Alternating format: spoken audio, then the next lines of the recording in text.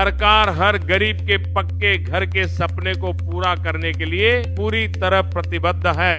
नमस्कार दोस्तों, बहुत ध्यान से सुनिए क्योंकि आज की ये वीडियो पीएम आवास योजना से जुड़े हर उस परिवार के लिए बेहद ज़रूरी है जो अब तक कच्चे मकान में रह रहा है या किराए के घर में जीवन गुजार रहा है और अपने पक्के घर का सपना पूरा करना चाहता है।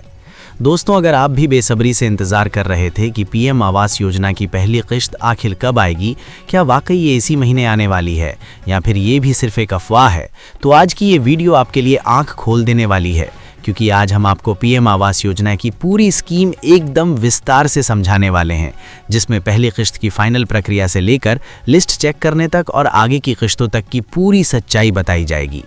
दोस्तों, पिछले कुछ दिनों से सोशल मीडिया, यूट्यूब, फेसबुक और व्हाट्सएप पर अलग अलग तारीखें वायरल हो रही थीं। किसी ने कहा पैसा रुक गया है, किसी ने कहा अगला महीना लगेगा, तो किसी ने ये तक कह दिया कि इस साल किश्त आएगी ही नहीं। लेकिन अब इन सभी अफवाहों पर पूरी तरह से विराम लग चुका है क्योंकि सरकार के स्तर पर पीएम आवास योजना को लेकर फाइनल निर्णय हो चुका है और पहली किश्त की प्रक्रिया अब पूरी तरह से क्लियर हो चुकी है। दोस्तों, सबसे पहले ये समझना बेहद ज़रूरी है कि पीएम आवास योजना का असली मकसद क्या है। तो सरकार का साफ उद्देश्य है कि देश का कोई भी गरीब परिवार बिना पक्की छत के ना रहे और इसी मकसद से पीएम आवास योजना ग्रामीण और शहरी दोनों क्षेत्रों में लागू की गई है। दोस्तों, इस योजना के तहत सरकार चरणबद्ध तरीके से पैसा देती है ताकि घर का निर्माण सही तरीके से हो सके और पैसा गलत जगह खर्च ना हो। दोस्तों, अब आते हैं सबसे अहम सवाल पर कि पहली किश्त किन लोगों को मिलेगी। तो साफ शब्दों में पहली किश्त उन्हीं लाभार्थियों को दी जाएगी जिनका नाम फाइनल अप्रूव्ड लिस्ट में शामिल है, जिनका सर्वे पूरा हो चुका है, जिनके सभी डॉक्यूमेंट्स सही पाए गए हैं और जिनका बैंक अकाउंट आधार से लिंक है। दोस्तों, अगर आपने ये चारों काम पूरे कर लिए हैं तो आप पहली किश्त के लिए पूरी तरह पात्र हैं। लेकिन अगर इनमें से एक भी काम अधूरा है तो आपकी किश्त अटक सकती है। इसलिए अभी भी समय है, इन सब चीज़ों को दोबारा चेक कर लीजिए। दोस्तों, अब सवाल आता है कि सरकार ने पहली किश्त इसी महीने भेजने का फैसला क्यों लिया। तो दोस्तों, इसकी वजह यह है कि वित्तीय वर्ष की प्रक्रिया पूरी हो चुकी है, राज्यों को फंड रिलीज करने के निर्देश भेज दिए गए हैं, जिला स्तर पर डेटा फ्रीज कर दिया गया है और लाभार्थियों की अंतिम सूची लॉक हो चुकी है। इसलिए अब पहली किश्त भेजने में कोई प्रशासनिक रुकावट नहीं बची है। दोस्तों, अब बात करते हैं उस फाइनल तारीख की जिसका हर कोई इंतजार कर रहा है। तो दोस्तों, सरकार ने ये साफ कर दिया है कि पहली किश्त एक ही दिन में सभी लाभार्थियों के खाते में नहीं जाएगी, बल्कि चरणबद्ध तरीके से डीबीटी के माध्यम से ट्रांसफर की जाएगी। लेकिन जो पहली फाइनल ट्रांसफर डेट तय की गई है उसी तारीख से खातों में पैसा आना शुरू हो जाएगा और उसी दिन से पहली किश्त की प्रक्रिया आधिकारिक रूप से शुरू मानी जाएगी। इसलिए अगर किसी के खाते में उसी दिन पैसा ना आए तो घबराने की ज़रूरत नहीं है।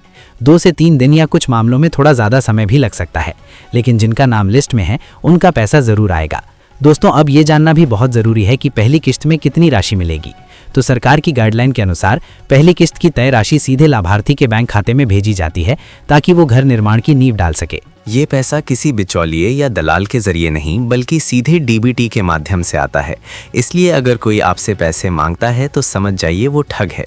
दोस्तों, अब सबसे बड़ा सवाल ये है कि आपका नाम लिस्ट में है या नहीं, क्योंकि अगर नाम लिस्ट में नहीं है तो तारीख जानने का भी कोई फ़ायदा नहीं रह जाता।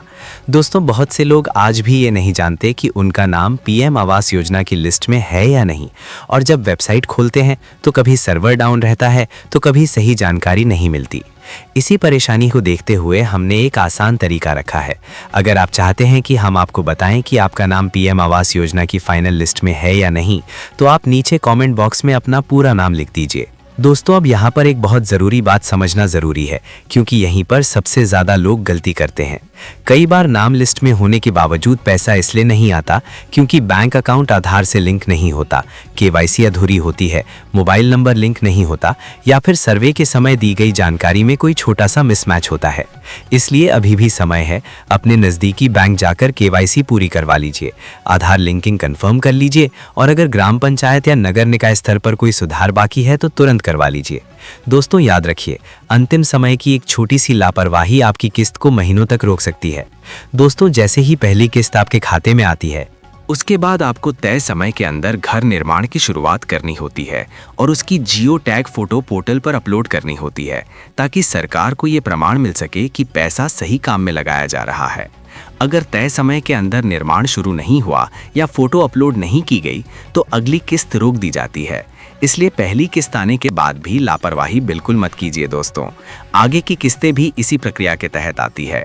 दूसरी किस्त तब मिलती है जब तय स्तर तक निर्माण पूरा हो जाता है और तीसरी किस्त घर पूरी तरह तैयार होने के बाद दी जाती है, ताकि लाभार्थी को पूरा घर बनाने में किसी तरह की परेशानी ना हो।